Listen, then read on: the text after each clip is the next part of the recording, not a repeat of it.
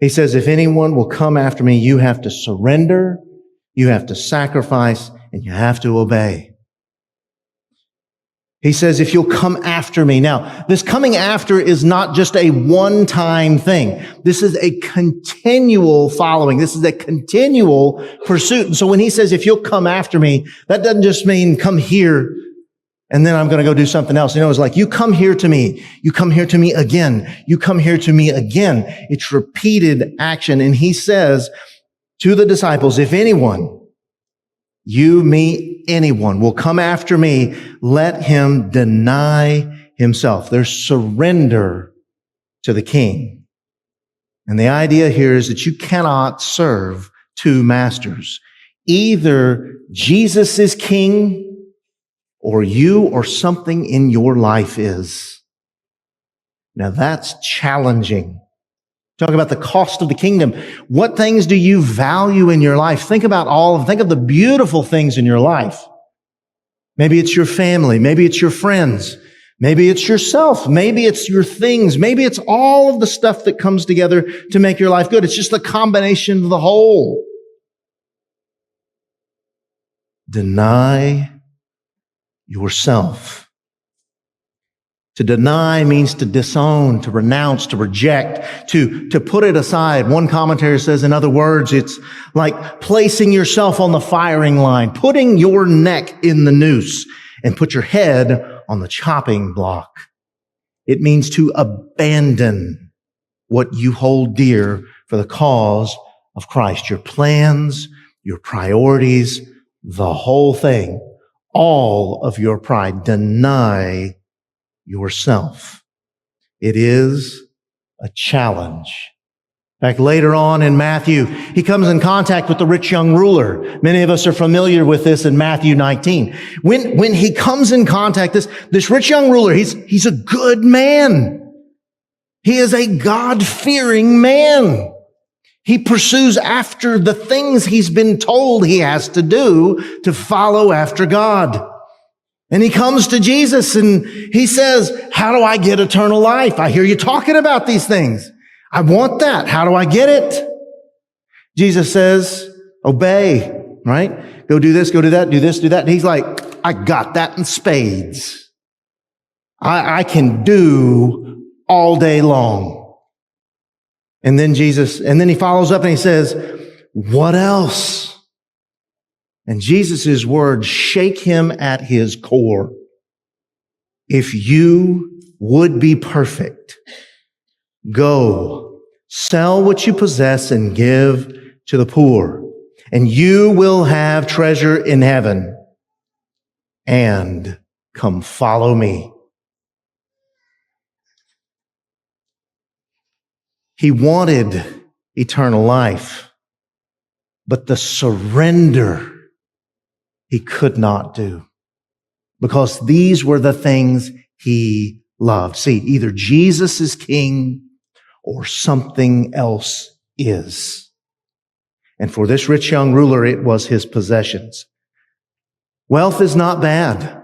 The love of money is the root of evil, but money itself is not. Money does wonderful things. We saw in the Costa Rica video. All of these people's lives impacted. There's nothing wrong with having money. Loving that thing, making it your priority, making it your king, your life's pursuit. Well, now we cross over, don't we?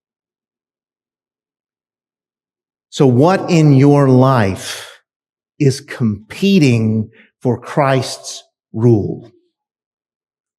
We say he is the king.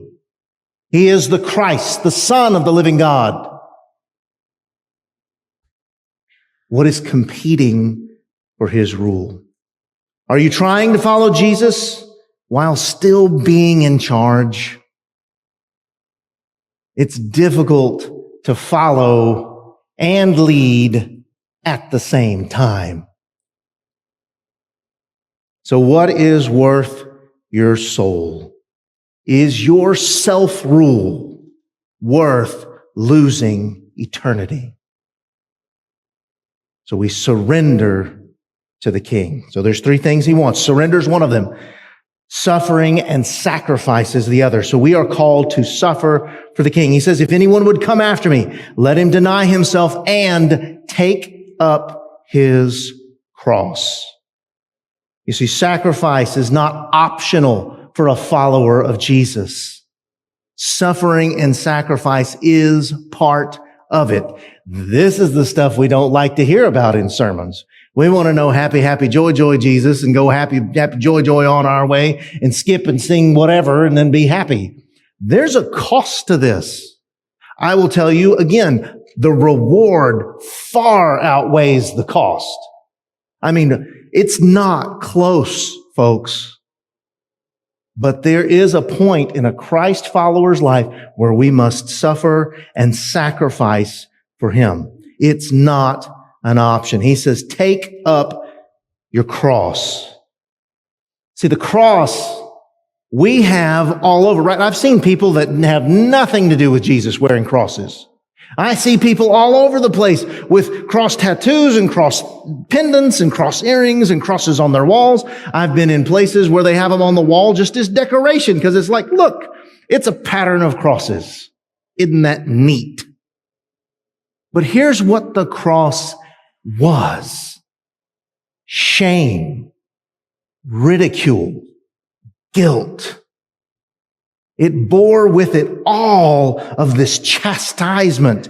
As the criminal would carry the cross, people would ridicule and chide and spit and deride and debase this person carrying the cross, feeling like they're up on their pedestal, looking down at this criminal saying, how dare you be you? How dare you? This is the cross of Christ. He carries it. He can't carry it very far. He has another man carry it for him because they beat him half to death. Well, 99% to death before he had to carry it. And he walks through the streets. They put above him in multiple languages this plaque that says the King of the Jews. His disciples have declared that he is the Christ, the Son of the living God, and he walks through the streets of Jerusalem, the city of promise, the city of God's people. And they stare at him and point, how dare you be you? And he suffered. See, there's sacrifice in following after Jesus. And there are times in your life where someone will come to you and you stand for Christ and they will get in your face and they'll say, how dare you be you? How dare you have the priorities that you have? They are in my way. How dare you be you? This is inconvenient. How dare you be you? And so we're to take up the cross. Luke in his gospel says it's a daily taking up of the cross. And it is Jesus who calls us to embrace the cross willingly. The suffering, the shame, the chastisement for following after Jesus at all costs, suffering and sacrificing for the King.